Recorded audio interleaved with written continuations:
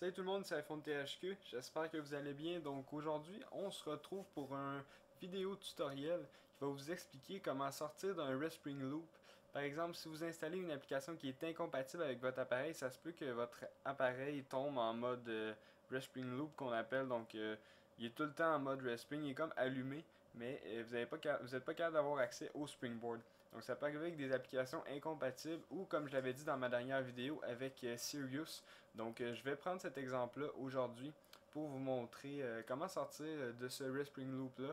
Donc c'est quand même assez complexe. Vous devez suivre les étapes une par une pour que ça fonctionne. Si vous suivez bien les étapes, ça devrait bien aller.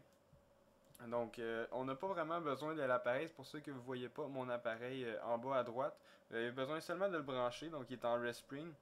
Puis vous faites juste le brancher à votre ordinateur, puis il va le reconnaître.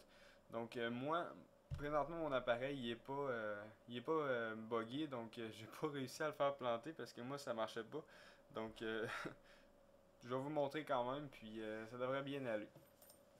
Alors ce que ça vous prend, c'est tout simplement le DEB qui a fait planter votre appareil. Donc ça peut être n'importe quel DEB, en autant que c'est lui qui a fait planter votre appareil. Donc si vous avez installé, mettons, une ancienne version d'InfiniBoard, exemple, puis ça l'a fait planter votre appareil, donc vous devez aller chercher ce DEB-là que vous avez installé, donc la même version, pour que ça fonctionne bien. Donc moi je vais le faire avec Sirius aujourd'hui. Donc je suis allé chercher la version 0.0.8.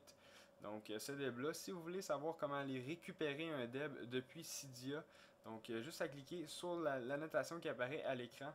Ça va vous amener sur une vidéo qui vous montre comment récupérer un DEB de Cydia. C'est très simple, ça se fonctionne avec Cider 2. Donc j'avais fait une vidéo pour vous montrer ça. Juste à cliquer là-dessus, puis vous allez avoir toutes les informations nécessaires. Donc ça va vous prendre aussi le logiciel 7zip, donc qui est un logiciel qui permet d'extraire des fichiers .deb. Donc juste à télécharger ça puis l'installer sur votre ordinateur. Donc c'est vraiment très simple comme installation 7zip, c'est comme un logiciel normal. Donc une fois que vous avez ça, vous avez également besoin d'un logiciel qui permet de faire du SSH avec votre appareil. Donc, tout simplement, moi j'utilise Discade qui est un logiciel très bien. Il faut que ça soit par USB par contre. Si vous utilisez un logiciel qui fonctionne par Wi-Fi, malheureusement, votre appareil est en mode Respring, donc il n'a pas accès au Wi-Fi. Donc, il faut vraiment que ça soit par mode USB. Donc, moi j'utilise Discade, ça fonctionne très bien, compatible Windows et Mac.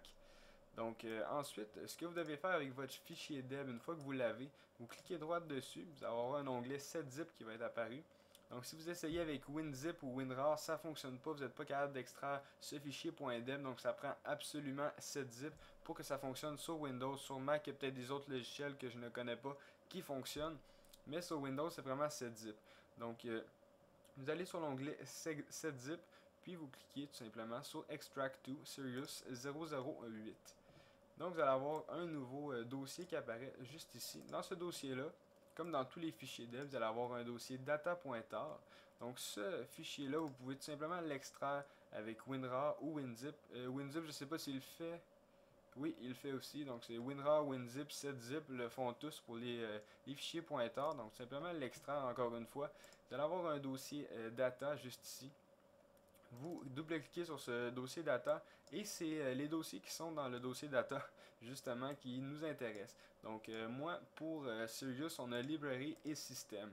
Donc comment ça fonctionne un fichier DEB, c'est que les dossiers qui sont dans le dossier data sont les dossiers, les répertoires d'installation.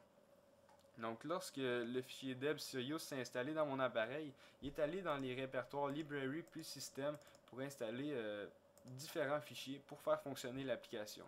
Donc nous, on va aller désinstaller ces fichiers-là manuellement par SSH. Donc on va y aller un par un. Puis c'est important de ne pas supprimer, jamais supprimer de dossier. C'est vraiment important de supprimer des fichiers. Donc sur Discade ici, je dois aller naviguer dans Library, Mobile Substrate, Dynamic Library, puis aller supprimer ces deux fichiers-là. Donc je m'en vais dans ici Library, Mobile Substrate, donc juste ici. Ensuite, une fois dans Mobile Substrate, je m'en vais dans Dynamic Library. Puis là, j'ai plusieurs dossiers, j'ai plusieurs fichiers ici. Donc je dois vraiment tout simplement juste supprimer les fichiers qui font partie de mon fichier DEB, mon dev tout simplement qu'on a installé. Donc les deux fichiers Sirius que je dois supprimer, je les sélectionne, je fais delete, j'accepte. Et là, ça a supprimé ces deux fichiers-là. Donc là, j'ai déjà supprimé une partie de mon application qui a été installée et qui a fait planter mon appareil. Je dois retourner en arrière, puis aller supprimer aussi les fichiers qui font partie du dossier système. Donc, j'en vais dans System, Library, Private Frameworks. Ensuite, je m'en vais dans Assistant Service.framework. Et là, ici, j'ai plusieurs fichiers. Donc, tous ces fichiers-là vont être à supprimer. Et il y a également le dossier qui va être à supprimer. Mais vous devez faire attention quand il y a un dossier, c'est que vous devez seulement supprimer les fichiers qui sont en lien avec le dev que vous avez installé. Dans le cas de Sirius, ça ne dérange pas, vous pouvez tout simplement supprimer le dossier parce que c'est vraiment ce dev-là qui a installé le dossier. Donc vous pouvez vraiment tout sélectionner et supprimer. Donc on s'en va par SSH. On va retourner dans notre racine. Puis on va aller naviguer dans System. Ensuite dans Library, Private Frameworks. Donc je descends. Je m'en vais ici. Ensuite, j'ai ici mon répertoire, donc c'est ça qui me guide. Ensuite, dans Assistant Service, juste ici. Et voilà. Donc là, on peut voir que c'est tous les mêmes fichiers qui sont là. Juste pour vérifier, je vais ouvrir ce dossier-là.